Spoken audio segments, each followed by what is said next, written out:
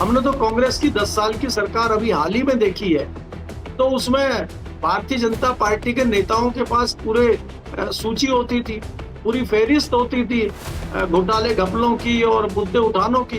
मुद्दा कम ही नहीं होता था। दिल्ली में अलग गिराई होती थी शीला दीक्षित सरकार की और केंद्र में मनमोहन सरकार के लिए अलग आंदोलन चलता था। मुझे कहीं ना कहीं विपक्ष भी कमजोर स्थिति में नजर आता है, और वो कमजोर में वो इसलिए नजर आता है कि कहीं ना कहीं जो एक इकट्ठा होना चाहिए, विपक्ष को एक साथ आना चाहिए, वो कहीं ना कहीं एक साथ नहीं आ पा रहा है। नमस्कार दोस्तों, कैसे हैं आप लोग। उम्मीद है आप सभी अच्छे होंगे। पेट्रोल डीजल के दाम लगातार बढ़ रहे हैं, आम आदमी पर प्रेशर बढ़ रहा है, लोग परेशान हो रहे हैं, दिक्कत में हैं, लेकिन सरकार कह रही है कि युद्ध की परिस्थितियां हैं, ये तो करना ही पड़ेगा। लेकिन जब स्थितियां अच्छी थी और तेल कंपनियों को भर भर कर प्रॉफिट हो रहा था, उस वक्त आम जनता को कोई प्रॉफिट नहीं दिया गया।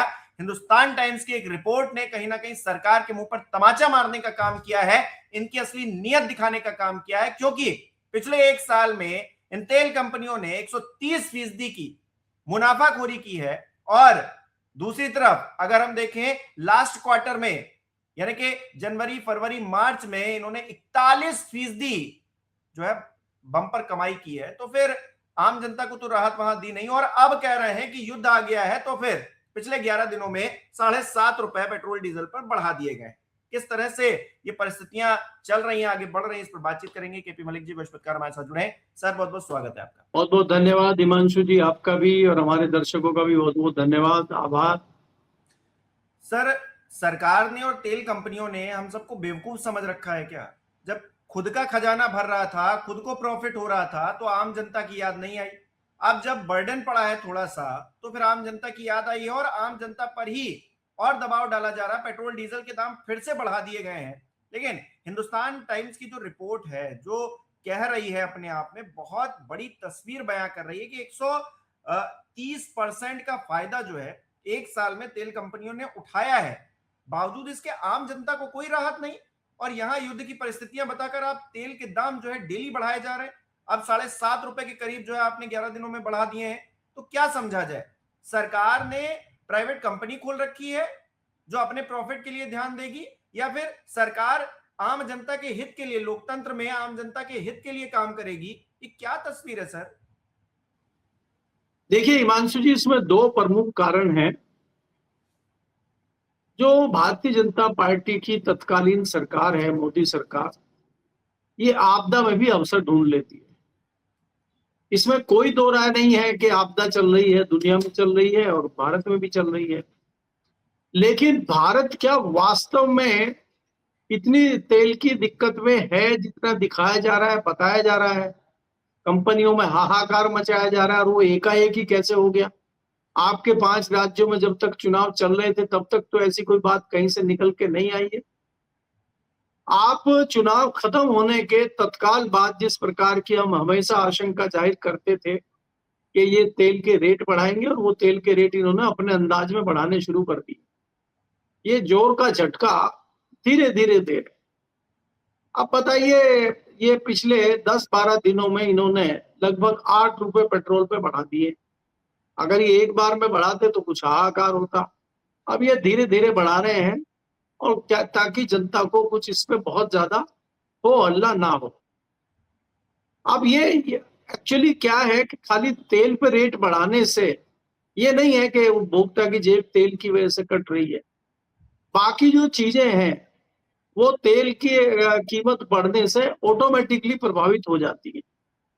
चाहे आपके खाद्यान्न हो, चाहे आपका दूसरी कोई वस्तुएं हो, चाहे आपको कहीं किराया भाड़ा हो, आपको घर से रोज दफ्तर जाना है, अपने काम पे जाना है, फैक्ट्री जाना है, किसी बच्चों को कहीं काम पे अपनी दुकान पे जाना है, तो वो सब कहीं ना कहीं प्रभावित है, क्योंकि उनका किराया बढ़ रहा है, उनको किराया अधिक देना है। जिस प्रकार से टैक्सियां हैं, टैक्सियों ने भी ये कहते हुए हड़ताल की थी कि कई सालों से हमारा किराया नहीं बढ़ा है, जबकि ईंधन के रेट लगातार बढ़ रहे हैं, तो हम कहाँ से अफोर्ड करेंगे इसको। तो उन्होंने तो बड़ी स्ट्राइक 3 दिन की थी दिल्ली। तो चारों तरफ लोग त्राहिमाम है।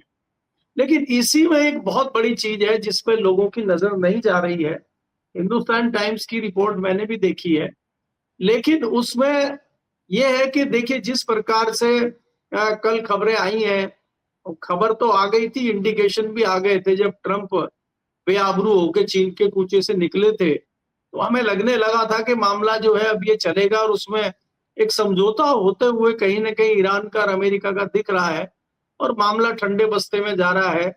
और युद्ध का भी टाइम बढ़ रहा है हर बार कि अभी 1 महीने का सीज फायर है, अब 3 महीने का सीज फायर है।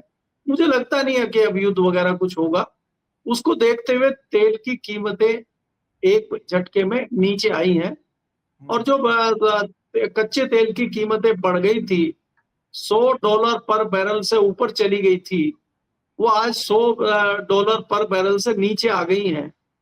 तो ये एक राहत की बात है, कंपनियों के लिए भी राहत की बात है।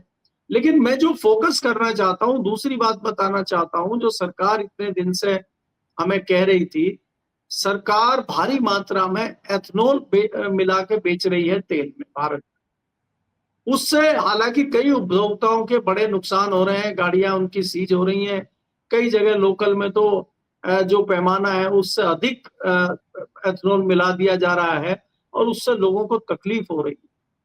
अभी एक खबर आई थी कहीं से, शायद पंजाब या हरियाणा से खबर आई थी कि रिलायंस के पेट्रोल पंप से उन्होंने गाड़ियों में तेल फुल कराया और जितनी गाड़ियां वहां से टंकी में तेल डलवा के निकल रही थी उनके इंजन सीज हो रहे थे, यानी कि उसमें एथनॉल की मात्रा पैमाने से अधिक थी। तो वो नुकसान जो है उपभोक्ता भुगत रहा है उसको, कंपनियों पे तो कोई फर्क पड़ नहीं रहा है। तो इससे भी तो कंपनियां पैसा कमा रही हैं। तो क्या वास्तव में कंपनियों को, जिस प्रकार से हमारे महान पेट्रोलियम मंत्री कह रहे हैं कि कंपनियों को 1000 करोड़ रुपए का नुकसान हो रहा है, तो क्या कंपनियां इतना बड़ा नुकसान सच में उठा रही हैं या हिंदुस्तान टाइम्स की रिपोर्ट झूठ बोल रही है या मंत्री झूठ बोल रहे हैं? दोनों में से तो एक कोई झूठ बोल रहा है भाई, या तो अखबार झूठ बोल रहा है या फिर सरकार झूठ बोल रही है, या तो पत्रकार झूठ बोल रहा है और या मंत्री झूठ बोल रहा है। तो वैसे आशंका आपको किसकी लगती है कि कौन झूठ बोल रहा होगा? थोड़ा आप भी दिमाग लगाइए, बाकी जनता तो लगा ही रही है। वो तो हम तो लोगों ने ये कल जिस तरह से ना कि झूठ बोलने की तो फैक्ट्री है ना इनके पास, ये पाकिस्तान और तमाम उदाहरण जो है कल हम लोगों ने डिस्कस भी किया कि किस तरह से ये झूठ लगातार बोलते जा रहे हैं, खुलेआम, मतलब बेशर्मी की हद है झूठ बोलने की। नहीं, मैं वही कह रहा हूं कि ऐसे में क्या किसी अखबार की, क्या किसी पत्रकार की इतनी हिम्मत है कि वो सरकार के अगेंस्ट जाके इस तरह के आंकड़े छाप दे? लेकिन हम तो धन्यवाद देना चाहते हैं उस संस्थान का। हिंदुस्तान टाइम्स ने खबर छापी है और वो पत्रकार को भी मैं जानता हूं, बहुत अच्छे पत्रकार हैं। उन्होंने खबर को विस्तृत रूप से छापने की हिम्मत की है, वो बधाई के पात्र हैं। और उन्होंने एक सच्चाई रखी है, सरकार के मुंह पर तमाचा मारने की एक कोशिश उन्होंने की है। लेकिन ये तो बेशर्म है, इनको तो कोई फर्क पड़ता नहीं है। मंत्री ने कह दिया कि नहीं नहीं, हमारा तो 1000 करोड़ का नुकसान हो रहा है। तो इसलिए मैं कहना चाहता हूं कि कितना झूठ बोलोगे, कितना क्या करोगे? क्या आपको 2014 से पहले का जमाना याद नहीं आता है, जब आप सिलेंडर लेके बैठ जाते थे, जब आप सड़कों पे उतर जाते थे, जब आप प्याज की मालाएं पहन के घूमते थे, जब मोदी जी स्पोर्ट पे आके झकझोरते थे सरकार को? पेट्रोल के रेट एक बार बढ़े थे और मोदी जी ने बयान दिया था, मोदी जी उस समय दिल्ली में ही थे, कि ये 8 रुपए पेट्रोल के रेट बढ़े हैं और इससे जो है आम जनता बहुत प्रभावित होगी और इससे महंगाई बढ़ेगी और सरकार को भी नुकसान होगा। और मैं तो प्रधानमंत्री जी को कहना चाहता हूं कि बढ़े हुए रेट तत्काल वापस लेना चाहिए। क्या ये वही मोदी जी हैं या मोदी जी बदल गए? आजकल प्रधानमंत्री बनने के बाद ही मोदी जी बदल गए या वो चीजों को भूल गए जो पहले उन्हें याद थी? तो ये जो कथनी और करनी में आपकी फर्क है, इसको जनता देख रही है। जनता के ऊपर जिस प्रकार से चौतरफा वार हो रहा है, जनता को जिस प्रकार से लूटा जा रहा है, लूट मची हुई है हर तरफ से, जनता उससे बहुत आहत है। अब कब तक जनता लूटेगी, कब तक क्या होगा? आप हर जगह दे रहे हैं। उत्तर प्रदेश में बिजली नहीं आ रही है, स्मार्ट मीटर बिजली बिल मोटे मोटे भेज रहा है। दिल्ली में गाड़ियां सीज हो रही हैं, गाड़ियां खराब हो रही हैं, मोटे मोटे चालान आप काट रहे हैं और मुख्यमंत्री कह रही है कि अगर आप 45 दिन के अंदर चालान नहीं भुगतते हैं तो आपके ऊपर कार्रवाई होगी। तो आप सारे रास्ते जनता के बंद करने पे लगे हुए हैं, जनता का गला घोटने पे आप लगे हुए हैं। आपकी मानसिकता क्या है? आप क्या सोचते हैं? और आपको डर भी नहीं लगता है चुनाव का? आपको चुनाव का डर क्यों नहीं लगता है? क्यों आप हर जगह चुनाव रिकॉर्ड मतों से जीत रहे हैं? ये भी लोगों की समझ में नहीं आ रहा। तो जनता कहीं ना कहीं परेशान है, लेकिन कर कुछ नहीं पा रही है। इस बात को लेकर हम जैसे लोग भी हैरान हैं। और आने वाले समय में क्या होगा, महंगाई कहाँ जाएगी, क्या परिस्थितियां बनेंगी? अब आप ये देखिए, बेशर्मी की हद है। लाखों युवा सड़कों पे हैं। नीट के मामले में धर्मेंद्र प्रधान का इस्तीफा मांग रहे हैं और सरकार में कोई सुगबुगाहट ही नहीं है। हमने तो पुरानी सरकारों में देखा है, अगर जरा सा कोई इस तरह का मामला आ गया, मीडिया में आ गया या कोई आंदोलन हो गया, तत्काल मंत्री का इस्तीफा हो जाता था। यहाँ तो बेशर्मी की हद है। इस्तीफा देना तो दूर, सोचना भी गुनाह है इस सरकार में तो। नहीं सर, वो एक अकेला सब पर भारी है ना, शायद इसीलिए हो रहा है। खैर, राहुल गांधी कह रहे हैं कि मैं महीनों से आर्थिक तूफान आने की बात कर रहा हूं, पर मोदी जी तब हमेशा के लिए जो है चुनाव में व्यस्त रहते हैं, तो वो कैसे बोलेंगे? चुनाव खत्म होते ही पेट्रोल डीजल 8 रुपए महंगा कर दिया है। राहुल गांधी का कहना है कि चुनाव में वादे और बाकी समय जनता की जेब पर वार करते हैं, यही इनकी नियति है, यही इनका उद्देश्य है। तो विपक्ष वाले भी अब कहीं ना कहीं ट्विटर पर जो है तंज कसने के अलावा क्या ही कर सकते हैं? वो मतलब उनके हाथ में कुछ चीजें भी नहीं है, वो क्या ही कर लें, ये भी एक बात है सर। देखिए हिमांशु जी, विपक्ष के नाते या विपक्ष के एंगल से अगर आप बात करते हैं, विपक्ष भी कई सारी चीजों में भ्रमित है। एक तो मुद्दे बहुत सारे हैं, दूसरा क्या है, विपक्ष भी एक साथ हमें मिला हुआ कहीं नजर आ नहीं रहा है। विपक्ष भी दूर बैठा हुआ है, तमाशा देख रहा है, जैसे ऐसा लगता है। आज देश में कई महत्वपूर्ण मुद्दे हैं। नीट का मुद्दा भी कोई छोटा नहीं है, पेट्रोल का मुद्दा भी बहुत बड़ा है। बहुत सारी ऐसी चीजें हैं जिनको लेकर विपक्ष एक साथ सड़क पर उतर सकता है और सरकार पे कहीं ना कहीं दबाव बना सकता है। लेकिन वह ये खाली ट्वीट कर देना, खाली किसी रैली में भाषण दे देना, उसमें कह देना आप विपक्षी दल के नेता हैं और विपक्ष का काम है सरकार की नीतियों पर सवाल उठाना, सवाल करना, वो तो आपके चलते रहेंगे, वो कोई बहुत बड़ी बात नहीं है। राहुल गांधी ने कोई अनोखा काम कर दिया हो, मुझे ऐसा नहीं लगता।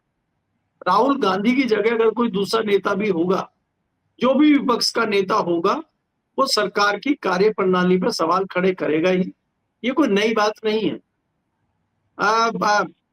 कांग्रेस की सरकार थी तो भारतीय जनता पार्टी तो आरोप की झड़ी लगा देती थी। ये तो कांग्रेस और दूसरा विपक्ष है जिसको मुद्दे मिल ही नहीं रहे हैं।